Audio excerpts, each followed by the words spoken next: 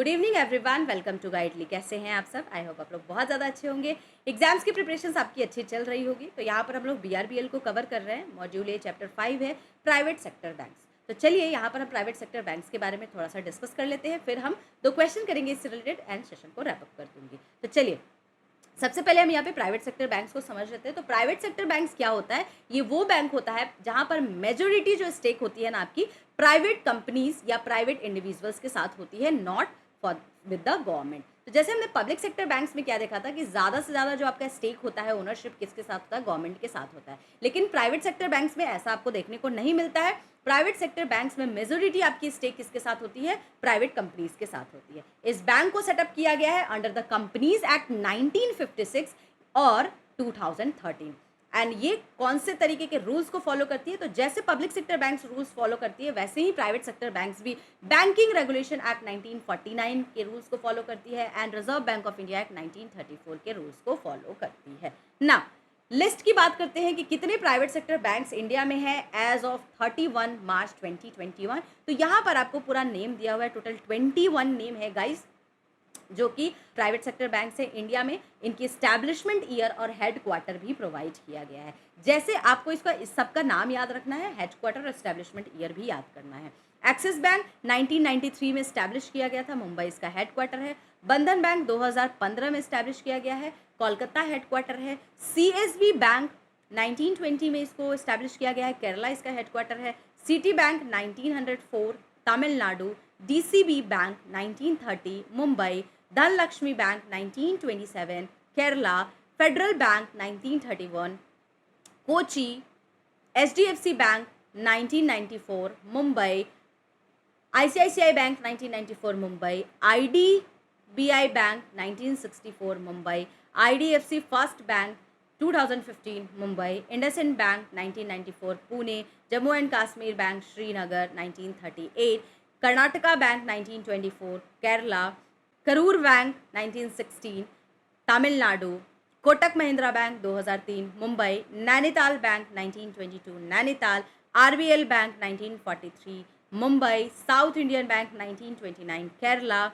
Tamil Nadu bank 1921 Tamil Nadu. Yes bank 2004 Mumbai. तो ये आपके कुछ लिस्ट है प्राइवेट सेक्टर बैंक्स के, ठीक है। आपको इसका याद रखना है, एस्टैब्लिशमेंट ईयर, हेडक्वार्टर। यहाँ पे आपको ब्रांचेस भी दिए हैं, तो आप यहाँ पर ब्रांचेस की भी लिस्ट देख सकते हैं।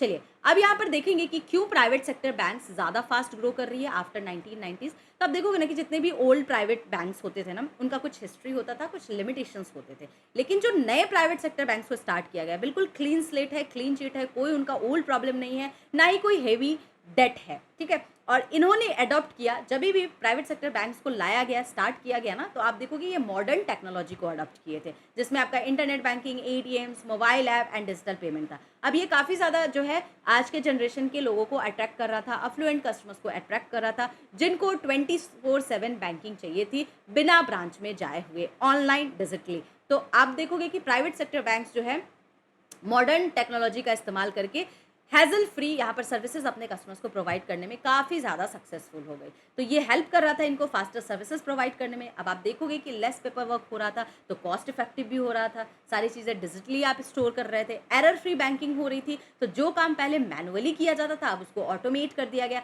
तो ऑटोमेट हो गया तो आपको एरर फ्री यहाँ पर सर्विसेज मिलने लगी, बेटर आपका सिस्टम होने लगा, मिस्टेक्स कम होने लगे, जिसकी वजह से आपकी ऑपरेशनल एफिशिएंसी जो है बढ़ गई। कन्वीनियंस हो गया, 24/7 आप यहाँ पर अपने कस्टमर्स को सर्विसेज दे पा रहे थे। तो एनी टाइम एनीवेयर आप कस्टमर्स बैंकिंग कर सकते थे, उनको ब्रांच आने की ज़रूरत नहीं है। घर बैठे बैठे भी वो मोबाइल ऐप की मदद से, इंटरनेट बैंकिंग की मदद से, डिजिटल प्लेटफॉर्म की मदद से यहाँ पर क्विक सॉल्यूशंस ले सकते थे अपने फाइनेंशियल रिगार्डिंग। तो ये काफ़ी ज़्यादा यंग और अफ्लुएंट कस्टमर्स को अट्रैक्ट कर रहा था, जिनको क्विक एंड मॉडर्न सर्विसेज की रिक्वायरमेंट थी। तो आज के आप डेट में देखोगे कि जैसे प्राइवेट सेक्टर बैंक्स, नए जनरेशन के प्राइवेट सेक्टर बैंक्स आए ना, तो उन्होंने इस तरीके की टेक्नोलॉजी का इस्तेमाल किया और बेहतरीन तरीके से इन्होंने परफॉर्म किया, जिसकी वजह से काफ़ी फास्टली ये ग्रू किए और काफ़ी ज़्यादा ये सक्सेसफुल हुए। तो आज के डेट में ना ही सिर्फ private sector banks, public sector banks भी इस तरीके की टेक्नोलॉजी का इस्तेमाल कर रही है, ताकि वो हैजल फ्री सर्विसेज अपने कस्टमर्स को प्रोवाइड कर सके as per the need and expectations of the customer,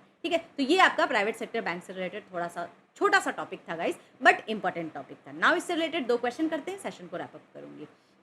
private sector banks are incorporated mainly under which act? कौन से एक्ट में इनको इनकॉर्पोरेट किया गया था? RBI act 1934, companies act 1956, SEBI act 1992 और cooperative society act 1912। Correct answer क्या हो जाएगा गाइस? कंपनीज एक्ट 1956 में इसको इनकॉर्पोरेट किया गया था। ठीक है, तो option B is the correct answer. Next question है, new private sector banks thrive after the 1990s mainly because they got more government support. They started with a no old problems and use modern technology.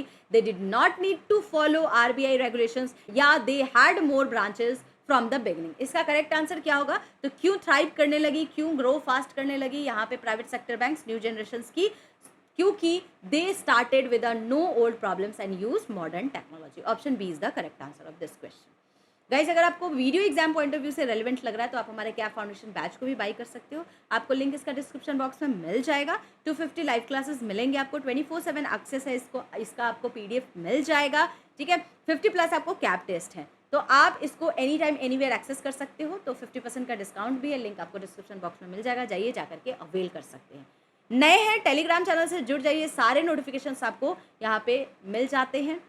साथ के साथ आप हमारे YouTube channel को भी subscribe कर सकते हैं ताकि आप हर चीज़ की टाइमली नोटिफिकेशंस ले सको। ठीक है गाइस, तो आज के लिए इतना ही है। मिलते हैं अब हम लोग नेक्स्ट टॉपिक के साथ नेक्स्ट वीडियो में।